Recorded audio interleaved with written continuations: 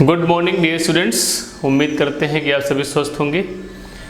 पिछले क्लास में जो संस्कृत शिक्षण शास्त्र अर्थात पेडागोगिक शिक्षण का जो एक अन्य वीडियो किसी कारणवश वो टेक्निकल प्रॉब्लम से वो आप लोगों ने उसका सही लाभ प्राप्त नहीं किया, तो उसी टॉपिक को भाषा शिक्षण सिद्धांत के टॉपिक को एक बार फिर से आप लोगों को नए कलेवर के साथ पेश करेंगे, जिससे कि आपको सहज रूप से दूसरे वीडियो में ही भाषा शिक्षण सिद्धांत के बारे में पूरी तरह से जानकारी हो सके।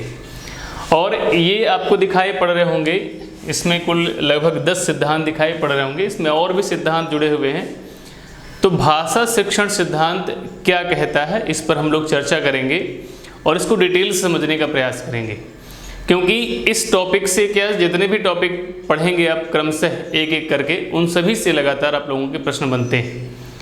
सबसे पहले हम लोग विषय वस्तु को ही जानेंगे कि विषय वस्तु में भाषा शिक्षण सिद्धांत में हम पढ़ते क्या हैं, किन विषयों पे चर्चा होती है, और फिर सभी 10 विषयों पर हम लोग एक विस्तृत चर्चा करेंगे, जिससे हम लोग के मेंटल होरिजन का विस्तार होगा और हम पूरी तरह समझ पाएंगे कि वाकई में भाषा शिक्षण का उद्देश्य क्या है। और पहले वीडियो में जो लोगों ने पहला वीडियो ना देखा हो वो लोग पहला वीडियो देखेंगे। तो पहले में टॉपिक हमने लिया था जो भाषा से संबंधित था और भाषा के साथ ही उस वीडियो में आप देखेंगे कि कुछ अन्य प्रकार के विषय भी हमने जोड़ा हुआ था, सिलेबस बता दिया था। और इसके बाद वाले वीडियो में कंटिन्यूअस प्रोसेस में भाषा शिक्षण विधियों पे चर्चा करेंगे। आइए हम लोग भाषा शिक्षण सिद्धांत को समझने का प्रयास करते हैं कि भाषा शिक्षण के कौन से सिद्धांत होते हैं, आखिर भाषा शिक्षण का उद्देश्य क्या है, क्यों भाषा शिक्षण के सिद्धांतों को जानना चाहिए, और कौन कौन से थिंकर्स ने, कौन कौन से भाषा विज्ञानियों ने भाषा शिक्षण से संबंधित अपने विचार पेश किए हैं। तो पहले जानें कि भाषा शिक्षण क्या है। देखिए, कोई भी विषय वस्तु है, जितने भी विषय हम लोग स्टडी करते हैं, अध्ययन करते हैं, सभी विषयों का अपना मूलभूत सिद्धांत कुछ न कुछ होता है। उसी प्रकार भाषा शिक्षण के भी अपने कुछ निश्चित सिद्धांत हैं। जैसे यदि भाषा का उद्देश्य जानने का प्रयास करें, एक लाइन में समझने का प्रयास करें, तो हम यही कहेंगे कि जिस माध्यम के द्वारा सहज प्रकार से, सरल प्रकार से हमारे विचारों या मनोभावों को एक दूसरे तक या परस्पर रूप से हम लोग आपस में आदान प्रदान करते हैं, लेन देन करते हैं, कि हमारे मन में जो विचार चल रहे वे आसानी से आपको समझ में आ जाए, या कितना समझ में आ रहा है, या कितना समझ में नहीं आ रहा है, इन सभी विषयों पर भाषा जो है अध्ययन प्रदान करती है। इसी प्रकार से जब अन्य शिक्षण में आप देखेंगे तो किस प्रकार से अन्य विषयों का शिक्षण किया जाए, तो भाषा शिक्षण सिद्धांत में शिक्षक के द्वारा बालक को भाषा का किस प्रकार से ज्ञान कराया जाए, जिससे ज्ञान के आदान प्रदान में लगने वाला समय कम हो सके, ज्ञान के आदान प्रदान में विचारों का आदान प्रदान अधिकतम हो सके। कई बार ऐसा भी देखा जाता है कि हम लोग या कोई भी शिक्षक विद्यार्थी को शिक्षा देने का या शिक्षित करने का प्रयास करता है और विचार 100% उस तक प्रेषित नहीं हो पाते हैं। तो इसके लिए सबसे मूल कारण अगर मानेंगे कि अगर एक शिक्षक लेक्चर दे रहा है और बालक उस लेक्चर को समझ नहीं पा रहा है, भाषण को समझ नहीं पा रहा है, तो निश्चित रूप से दोनों के मध्य जो परस्पर बनने वाला संबंध है उसमें कहीं न कहीं कमी आ जा रही। तो भाषा शिक्षण के सिद्धांतों पे हम उन सभी विषयों को शामिल करते हैं। भाषा शिक्षण के सिद्धांतों में हम उन सभी विषयों को शामिल करते हैं जिसमें शिक्षक और विद्यार्थी के मध्य किस प्रकार से विचारों का, किस प्रकार से विषयों का, किन प्रकार से अनेक प्रकार के जितने भी विषय वस्तु का आदान प्रदान किया जाए, अर्थात किस प्रकार से शिक्षक डिलीवरी करे कि बालक पूर्णतः ज्ञानार्जन कर सके, बालक को ग्रहण हो सके, इन सभी विषयों को हम इसके अध्ययन में शामिल करते हैं। तो जब भी भाषा शिक्षण के सिद्धांत को समझना हो तो भाषा शिक्षण का सिद्धांत ये है कि भाषा को किस प्रकार से शिक्षक प्रदान करे और कौन से वे रूप हों जिससे सहज रूप से स्टूडेंट्स अर्थात विद्यार्थी उन्हें ग्रहण कर सकें। तो आप जानते हैं कि ग्रहण, अर्जन, ये सब भी विषय हैं, इन सब विषयों पर भी चर्चा होगी। जितने भी विधियां हैं, पठन पाठन की विधियां हैं, उन सब पे भी चर्चा होगी। किस प्रकार से लेखन महत्वपूर्ण है, किस प्रकार से मौखिक क्रियाकलाप महत्वपूर्ण है, किस प्रकार संकेत की भाषा होती है, उस पर हम धीरे धीरे करके पहुँचेंगे उन विषयों पर। अब हम आते हैं कि एक एक सिद्धांत को लेते हैं। जैसे आपको एक बार हम दिखा देते हैं कौन कौन से सिद्धांत हैं, ध्यान से सुनिएगा। पहला आपके सामने लिखा हुआ है अभिप्रेरणा एवं रुचि का सिद्धांत। दूसरा आपके सामने लिखा हुआ है साहचर्य का सिद्धांत। तीसरा लिखा हुआ है आवृत्ति का सिद्धांत। चौथा लिखा हुआ है जीवन एवं अनुभवों से संबंध का सिद्धांत कर सकते हैं। फिर लिखा हुआ है अनुकरण का सिद्धांत। फिर लिखा हुआ है बोलचाल का सिद्धांत। आगे है क्रियाशीलता का सिद्धांत। तो 7 सिद्धांत इधर दिए गए हैं।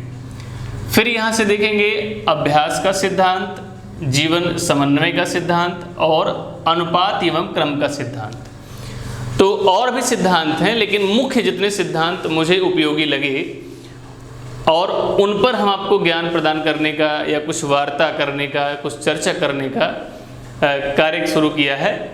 अब देखते हैं कि इन सभी सिद्धांतों से क्या लाभ होने वाला है विद्यार्थियों का। तो पहले तो आप ये जानें कि ये सभी सिद्धांत कहीं न कहीं किसी न किसी भाषा विज्ञानी से संबंधित हैं, जिन्हें आप अलग अलग विषयों में, चाहे वो CDP का विषय हो, चाहे वो हिंदी का विषय हो, सभी में प्राप्त करते हैं। तो जब भी भाषाएं पढ़ते हैं, जैसे आप इंग्लिश भाषा पढ़ते हैं, आप हिंदी भाषा पढ़ते हैं, यहाँ आप संस्कृत शिक्षण शास्त्र अर्थात संस्कृत के साथ जोड़कर पढ़ेंगे।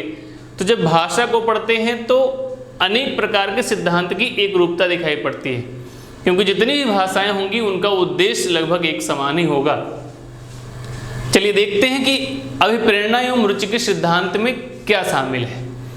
तो अभिप्रेरणा एवं रुचि के सिद्धांत में यह बताने का प्रयास किया गया है कि कोई भी बालक या कोई भी मनुष्य, अगर समझने का प्रयास करें तो बालक हो या कोई भी मनुष्य हो, वह जो ज्ञान का आदान प्रदान, भाषाई ज्ञान का आदान प्रदान करता है, उसमें कहीं न कहीं अधिकतम संतुष्टि भी शामिल होती है, यानी कि मैक्सिमम सेटिस्फैक्शन भी शामिल होता है। और यह मैक्सिमम सेटिस्फैक्शन यानी कि अधिकतम संतुष्टि उस विद्यार्थी या मनुष्य को अभिप्रेरणा एवं रुचि से प्राप्त होती है। कहेंगे यह कैसे, अभिप्रेरणा और रुचि से कैसे प्राप्त होती है? तो ये समझने का प्रयास करेंगे कि अभिप्रेरणा अर्थात कि वह विद्यार्थी उस विषय वस्तु के लिए किस प्रकार से प्रेरित है।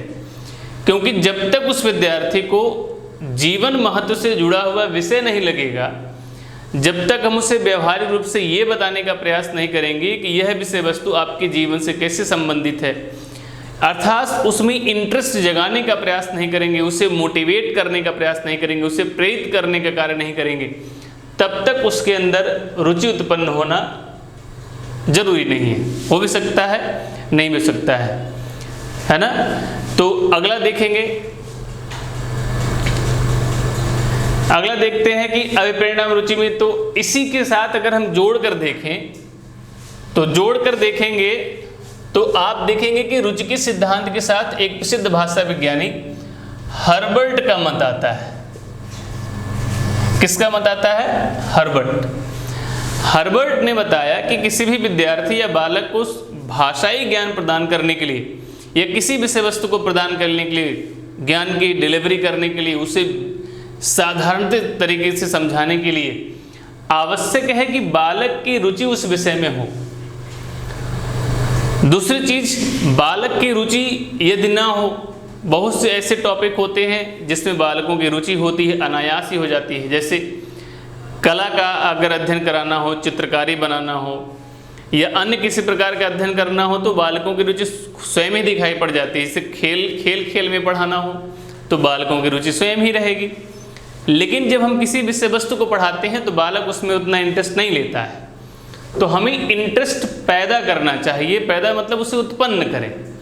ऐसे कुछ मेथड का उपयोग करें कि बालक खुद ही इंटरेस्टेड होकर आपसे जुड़ा रहे, और जब बालक इंटरेस्टेड होकर आपसे जुड़ेगा, हमसे जुड़ेगा, तो हमारे द्वारा दिया जाने वाला ज्ञान उसे 100% प्राप्त होगा, और उसे प्राप्त करने के लिए वह प्रेरित भी रहेगा और रुचि के साथ उसका अध्ययन भी करेगा। फिर जो शिक्षक और बालक में अनेक प्रकार की समस्याएं उत्पन्न होती हैं कि शिक्षक जो पढ़ा रहा है उस विषय वस्तु को बालक पूर्ण रूप से नहीं प्राप्त कर रहा है, यह न पूर्ण रूप से प्राप्त करने वाली स्थिति समाप्त हो जाएगी।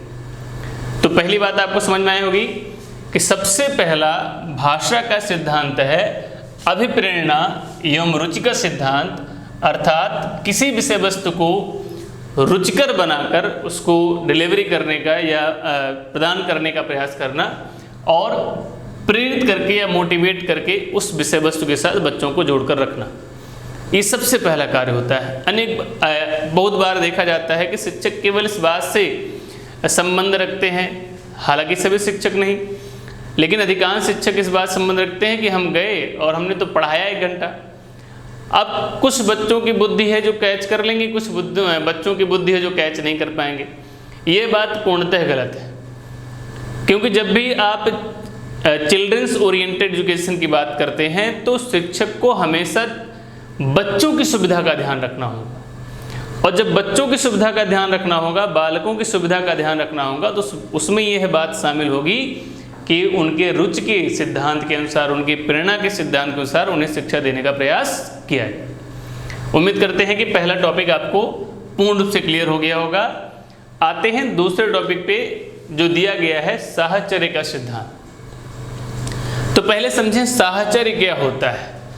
बहुत से लोगों के मन में होगा कि साहचर्य से क्या संबंध है, साहचर्य क्या होता है। साहचर्य को आप साधारण रूप में समझ सकते हैं किसी विषय वस्तु या किसी चीज़ से परिचित होना।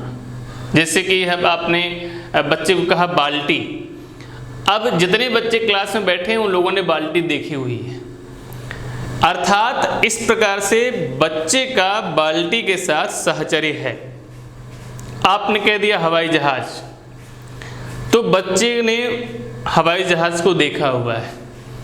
आपने कह दिया डायनासोर, अब बच्चे ने कुछ ने देखा है, कुछ ने सुना है, कुछ ने देखा भी नहीं है, अर्थात अब डायनासोर का बच्चे के साथ कोई साहचर्य नहीं है।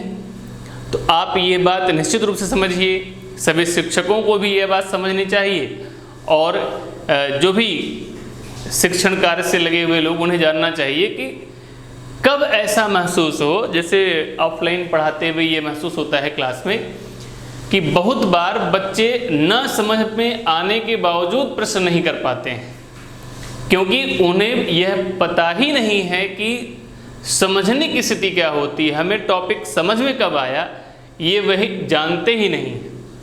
तो आप जानिए कि साहचर्य जब होने लगे, जैसे उदाहरण के लिए बोला कुत्ता तो कुत्ता दिख गया, बोला हाथी तो हाथी दिख गया, बोला पंखा तो पंखा दिख गया, बोला मार्कर तो मार्कर दिख गया। अब ये साहचर्य हो जा रहा है क्योंकि बच्चा इनसे जुड़ा हुआ है। इसी प्रकार जब भाषा का हम परिचय कराते हैं तो भाषा के साहचर्य किस प्रकार के हैं, तो भाषा के साहचर्य से परिचय यह है, साहचर्य से संबंधित यह है कि जैसे हमने चित्र में कहा अ, और अ का चित्र जब हमने बार बार उस विद्यार्थी को, उस बालक को दिखाया होगा, इस तरह से उसका वर्णमाला से परिचय कराया होगा, साहचर्य कराया होगा, तो अब बालक को समझने में किसी प्रकार की परेशानी नहीं होगी। अर्थात हम ये कह सकते हैं कि रुचि के सिद्धांत के साथ ही दूसरा सबसे महत्वपूर्ण सिद्धांत साहचर्य का सिद्धांत है, जिसमें यदि मैथ्स से जुड़ा हुआ है, जिसमें अगर पर्यावरण से जुड़ा हुआ है, जिसमें यदि भाषा से जुड़ा हुआ है तो भाषा से जुड़ा हुआ है, तो वर्णों को, शब्दों को पहचानने की क्षमता, ये साहचर्य कहलाएगी। और जब मैथ्स का होगा, एनवायरनमेंट होगा, तो एनवायरनमेंट की, पर्यावरण की चीज़ें जो होंगी, या भाषा का है तो ये इन सब चीज़ें होंगी। मैथ्स में है तो कुछ उसे अंकों के बारे में ज्ञान होना चाहिए, तो इस प्रकार से जब उन्हें कुछ साहचर्य होगा, वर्ण का साहचर्य होगा, अंकों का साहचर्य होगा, वातावरण का साहचर्य होगा, तो वह विषय वस्तु को आसानी से ग्रैप्स कर पाएंगे, ग्रहण कर पाएंगे। 2 सिद्धांतों को उम्मीद करते हैं आप लोगों ने क्लियर कर लिया होगा, और आगे ये सब कार्य आपको ये सब पूरे टॉपिक के साथ क्लियर हो जाएंगे, और हर एक टॉपिक से आपके बनने वाले जितने क्वेश्चन हैं वो जैसे जैसे आप आगे बढ़ते जाएंगे आपको समझ में आएगा कि भाषा शिक्षण सिद्धांत कितना महत्वपूर्ण विषय है। चलिए आगे आते हैं कि आवृत्ति का सिद्धांत क्या है। आवृत्ति का सिद्धांत बहुत ही सिंपल बात है। यहाँ कहने का केवल इतना प्रयास किया जा रहा क्योंकि बालक अपनी प्रारंभिक अवस्था में है, चाहे वो प्राइमरी स्तर पर हो चाहे वो जूनियर के स्तर पर हो, दोनों ही लेवल में बालक अपनी प्रारंभिक अवस्था में है। अर्थात उसे हम जितना बार बार पढ़ाने का प्रयास करेंगे, जितना बार बार उसे किसी विषय वस्तु से जोड़ने का प्रयास करेंगे, उसकी समझ और उसके कौशल की वृद्धि, उसके समझने की वृद्धि उतना अधिक रहेगी। यदि हम किसी टॉपिक को एक बार पढ़ाकर सोचें कि बालकों को पूर्ण रूप से 100% वह टॉपिक समझ में आ जाए, तो यह आवश्यक नहीं, क्योंकि ये तो जो उच्च क्रम के विद्यार्थी हैं उनके साथ भी देखा जाता है कि पता नहीं उन्हें भी क्लियर हो पाता है एक बार में कि नहीं। तो हम ये बात समझें कि आवृत्ति अर्थात कि 1 बार, 2 बार, 3 बार, 4 बार, बारंबार किसी विषय वस्तु को परिचित कराना, उसको पढ़ाना।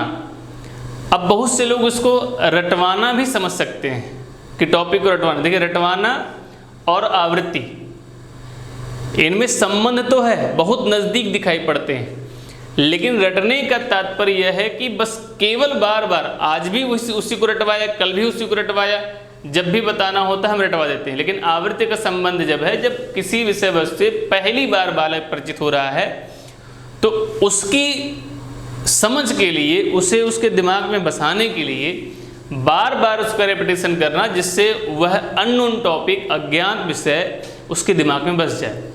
और रटवाने का सेंस थोड़ा सा डिफरेंट हो जाता है, बड़ा माइनर सा इसमें डिफरेंस है, जिसको दिमाग में समझने का प्रयास करेंगे तो निश्चित रूप से समझ में आएगा। आगे देखते हैं जीवन एवं अनुभवों से संबंध, अर्थात भाषा शिक्षण के सिद्धांत में जीवन एवं अनुभवों का भी संबंध होता है। जीवन एवं अनुभवों का भी संबंध होता है। जीवन एवं अनुभवों से क्या संबंध है, इसको समझने का प्रयास करिए। तो जीवन एवं अनुभवों से यहाँ यह बताने का प्रयास कर रहे हैं कि जीवन और अनुभव, अर्थात जब शिक्षक शिक्षण कार्य करे, जब भी शिक्षक शिक्षण कार्य करे तो उसे क्या करने का प्रयास करना चाहिए, उसे प्रायः अपने अनुभवों से बालकों के अनुभवों को आपस में मिलाने का प्रयास करना चाहिए, क्योंकि हम उन अनुभवों से गुजर चुके हैं जहां बालकों को भी पहुंचना है। तो हम अगर अपने समय के अनुभवों के साथ जोड़कर उन्हें शिक्षा प्रदान करने का या भाषाई ज्ञान प्रदान करने का प्रयास करेंगे तो निश्चित रूप से उन्हें लाभ प्राप्त होगा। इसलिए आवश्यक है कि जीवन और उससे मिलने वाले जितने भी अनुभव हैं उन सब से विषय को जोड़कर रखा जाए। 5वां टॉपिक आपको यहाँ पर दिखाई पड़ रहा होगा, अनुकरण का सिद्धांत। बड़ा ही महत्वपूर्ण है अनुकरण। अनुकरण का मतलब क्या होता है, फॉलो करना। आजकल टेक्नोलॉजी के युग में आप देख रहे होंगे कि अधिकांश लोग फॉलो करने के सेंस में चल रहे हैं। फॉलो करना मतलब क्या है, पीछे चलना। और जनरेशन बाय जनरेशन आप देख रहे होंगे कि शिक्षा का भी अनुकरण होता रहता है। भाषा का अनुकरण सबसे महत्वपूर्ण है। इस बात को समझने का प्रयास विशेष रूप से हमें करना होगा। तो कहेंगे वह कैसे? वह इस प्रकार से है कि अनुकरणात्मक अगर तौर तरीकों को देखा जाए तो यदि भाषा का ज्ञान किसी भी सीनियर के द्वारा या शिक्षक के द्वारा किसी बालक को दिया जा रहा है तो अनुकरण में अनेक बातें शामिल हो जाएंगी। जैसे यदि शिक्षक का उच्चारण अर्थात प्रोनाउंसिएशन शुद्ध है तो अधिकांश बच्चों का भी प्रोनाउंसिएशन या उच्चारण शुद्ध होगा। बालक प्रायः ध्यान से समझने का प्रयास करिए। बालक प्रायः शिक्षकों से ही अनुसरण करता है और शिक्षकों के अतिरिक्त प्राइमरी रूप में, प्राथमिक रूप में वह घर के सदस्यों का अनुसरण करता है और घर से निकलने के बाद उसका पहला जो सुपर हीरो बनता है वह उसका शिक्षक बनता है। तो शिक्षक की बोलचाल, शिक्षक की भाषा, शिक्षक का रहन सहन, शिक्षक की चाल ढाल, शिक्षक के समस्त गुणों को बालक अपने अंदर एडॉप्ट करने का, ग्रहण करने का प्रयास करता है। अतः सभी शिक्षकों को चाहिए कि वे बालक के एक रोल मॉडल हैं। तो ज्ञान के साथ साथ, क्योंकि बालक केवल भाषा को ही ग्रहण नहीं करेगा, क्योंकि देखिए सिंपल सी बात ये समझिए कि भाषा का ग्रहण कितना हुआ है, जरा इस पर चर्चा करें। तो जब भाषा का ग्रहण कितना हुआ है, ये इस पर डिपेंड नहीं करेगा कि कोई बालक शिक्षक से किस प्रकार से बात करता है। अर्थात तो क्लास में इंग्लिश का टीचर है तो इंग्लिश में बात करता है, हिंदी का टीचर है तो हिंदी में बात करता है, संस्कृत का टीचर है तब भी थोड़ा बहुत जो है संस्कृत बोल देता है, 2-4 शब्द हो सकता है ना भी बोल सकता हो, या अन्य भाषा का टीचर है तो उनसे अन्य भाषा में बात कर लेता है। लेकिन क्या इससे हम ये मूल्यांकन कर सकते हैं कि बालक को भाषा का ज्ञान हो गया? निश्चित रूप से आप कहेंगे, कुछ लोग इसमें दुविधा में पड़ जाएंगे, हाँ बिल्कुल, अगर बालक शिक्षक के सामने बोल रहा है, शुद्ध भाषा का प्रयोग कर रहा है, तो इसका मतलब उसको भाषा का ज्ञान हो गया। नहीं, मूल बात समझने का प्रयास करिए।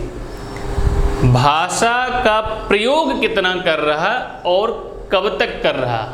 अगर कोई बालक शिक्षक के साथ साथ जितने भी क्षेत्रीय, जैसे घर में जाए तो भी उसी प्रकार से वार्तालाप करे, अपने दोस्तों से मिले तब भी उसी प्रकार से वार्तालाप करे, तब ये हम सहजता से कह सकते हैं कि बालक जो भाषा का अनुकरण कर रहा है वह मूल रूप से शिक्षक के अनुसार कर रहा है। शिक्षक के सामने तो अनुकरण कर लेता है लेकिन बाद में अनुकरण को छोड़ भी देता है। तो शिक्षकों को क्या चाहिए कि वह लगातार शुद्ध भाषा का प्रयोग करें, उच्चारण पर विशेष ध्यान दें और क्षेत्रीयता के विषयों पर भी ध्यान दें। नहीं तो क्षेत्रीयता के विषय नहीं शामिल होने पर बालकों में आजकल एक विशेष चीज़ देखने को मिल रहा। जैसे उदाहरण के रूप में यदि कुछ राज्यों को लिया जाए तो आप देखते होंगे कि र और ण वर्ण को लेकर अनेक प्रकार की भ्रांतियां पाई जाती हैं, भाषाई विविधता में ये देखा जाता है। इसी प्रकार मात्राओं को लेकर आप देखेंगे तो पश्चिम के क्षेत्रों में और पूर्व के क्षेत्रों में मात्रा के प्रयोग को लेकर भी अनेक प्रकार की भ्रांतियां देखी जाती हैं। ये सब क्षेत्रीय प्रभाव हैं। तो क्षेत्रीय प्रभाव कहीं न कहीं अनुकरण को प्रभावित करता है। जैसे कोई पूर्वांचल का होगा, पूर्वांचल था उत्तर प्रदेश में देखें पूर्वांचल, या पूरे पूर्वी क्षेत्र को देखें और फिर पश्चिमी क्षेत्र को देखें, तो दोनों में भाषागत परिवर्तन पाए जाएंगे। तो अनुकरण के सिद्धांत में पश्चिम का बच्चा पश्चिमी भाषाई प्रकार को पकड़ता है, पूर्वांचल का बच्चा पूर्वांचल के भाषाई प्रकार को पकड़ता है। अलग अलग मेट्रोपोलियन और बड़े बड़े महानगरों के जो बच्चे होते हैं उसी प्रकार की भाषा को पकड़ते हैं। तो यदि इन चीज़ों को संतुलित करने का प्रयास शुरुआत से ही शिक्षक करेगा तभी इन पे कंट्रोल किया जा सकता है। जैसा कि आप जो भी हमारा NCF आया हुआ है उसमें सब कुछ डिटेल में पढ़ने का प्रयास करेंगे तो क्लियरिटी रहेगी। NCF के बारे में आप लोग डिटेल से जानते होंगे, और नहीं जानते होंगे तो NCF को जोड़कर और भी विशिष्ट वीडियो से के माध्यम से आप लोगों को पूरे 30 में 30 अंक दिलाने का प्रयास करेंगे। तो उम्मीद करते हैं कि अनुकरण के सिद्धांत में किस प्रकार से बालकों में अनुकरण की प्रवृत्ति होती है उस पर आपने समझने का प्रयास किया होगा। बोलचाल की भाषा का सिद्धांत देखेंगे, यहाँ पर लिखा हुआ है कॉमनियस एवं जॉन लॉक, अर्थात बोलचाल से कॉमनियस और जॉन लॉक का संबंध है, जिन्होंने ये बताने का प्रयास किया कि शिक्षक को बालकों को शिक्षा प्रदान करते समय इस बात का विशेष ध्यान रखना चाहिए कि बच्चों को बोलचाल के रूप में भाषा का ज्ञान या किसी विषय वस्तु का ज्ञान कराएं। नहीं तो पहुँचे बिल्कुल स्टाइल में और जैसे बड़े डिग्री कॉलेज में या बड़े उच्च प्रतिष्ठित हिंदी का प्रयोग करके, उच्च कठिन संस्कृत शब्दों का प्रयोग करके और लंबा चौड़ा भाषण देकर चले आए, और टीचर आए, पढ़ाए, बच्चे सब चुपचाप सुने और टीचर चले गए।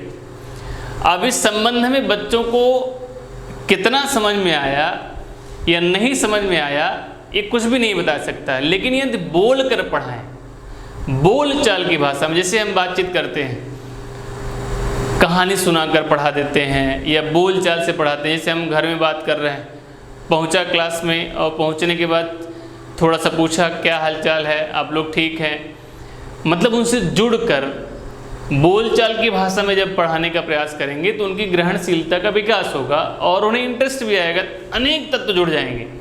इसलिए बोलचाल के सिद्धांत को ही बेसिक सिद्धांत माना जाता है। तो भाषा शिक्षण में बोलचाल एक महत्वपूर्ण विषय है। Conversation method. ऐसा बच्चों को लगे कि ये यहाँ पे बहुत कठिन शिक्षण कार्य नहीं, बिल्कुल साधारण तरीके से हमारे गुरुजी आते हैं और हमें एकदम बोल चाल के एक एक विषय वस्तु का ज्ञान करा देते हैं। अगला क्रियाशीलता का सिद्धांत, इंटरेक्शन, बड़ा महत्वपूर्ण है। कुछ दें, कुछ उनसे प्राप्त करें। किसको दें? बालकों को दें।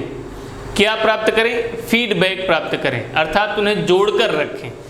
कुछ दें कुछ लें का मतलब ये नहीं है कि वहाँ पर जो है फीस देने की बात है। कुछ दें का मतलब यहाँ पर केवल इतना है कि हमने कुछ कहा, हमने कहा आम, तो आम कहा तो उनसे पूछें कि आम कितना समझ पाए, तो उनकी फीडबैक लेते रहें। मतलब कि क्लास को इंटरैक्टिव रखें, बच्चों को क्रियाशील रखें। अगर बच्चों को क्रियाशील नहीं रखेंगे तो आप उन्हें अच्छी तरह से अपने आप से जोड़ नहीं पाएंगे। और साथ में कुछ अलग अलग प्रकार के क्रियाशीलता वाले मेथड का भी प्रयोग कर सकते हैं। मतलब कि टीचर अलग अलग प्रकार के मेथड का प्रयोग करे पढ़ाने में, कभी क्रियाशीलता में कुछ इनोवेशन करे, किसी दिन अंताक्षरी का प्रयोग कर दे, उससे भी शब्दकोश की वृद्धि हो जाएगी।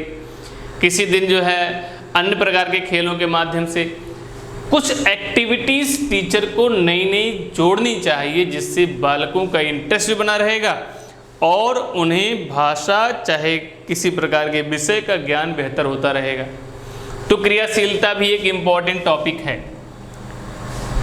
तो आपने 7 सिद्धांतों को पढ़ा, इनसे परिचित हुए। यदि कहीं भी किसी प्रकार की समस्या होगी तो आप कमेंट बॉक्स में ज़रूर बताइएगा। आगे हम देखते हैं अभ्यास का सिद्धांत। तो अभ्यास का सिद्धांत क्या है? हालांकि आपने देखा होगा कि हम ज़्यादा थिंकरों पर चर्चा नहीं कर रहे हैं। थिंकर्स अनेक हैं, आप सभी लोग जानते हैं कि स्किनर का भी नाम आता है, उन्होंने भी भाषा संबंधित सिद्धांत दिए हैं। उसके अतिरिक्त चॉम्स्की का नाम आता है, उन्होंने भी भाषा संबंधित सिद्धांत दिए हैं। तो इन सबको हम एक साथ सबको कवर करने का प्रयास करेंगे।